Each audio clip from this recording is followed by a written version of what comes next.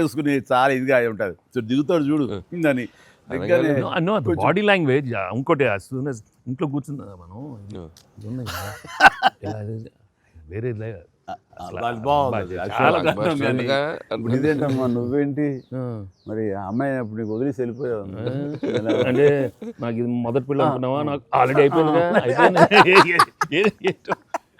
And ఈ cinema success అయిన తర్వాత సార్ నాకు ఠాగూర్ సినిమా గుర్తొచ్చింది సార్.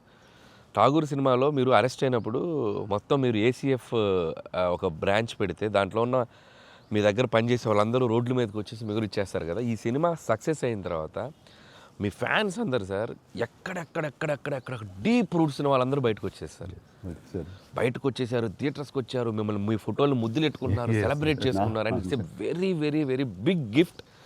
ప్రేక్షకులు సినిమాని చూసే ప్రేక్షకులకి ఎంత గిఫ్టో మిమ్మల్ని పర్సనల్గా అడ్మైర్ చేసే మీ ఫ్యాన్స్ అందరికీ ఇది ఇది ఇది మాత్రం మిమ్మల్ని సెలబ్రేట్ చేసుకుంటున్నారు సార్. అదొకటి నేను అబ్జర్వ్ చేశాను. అవకాశం ఇచ్చింది నువ్వే అని.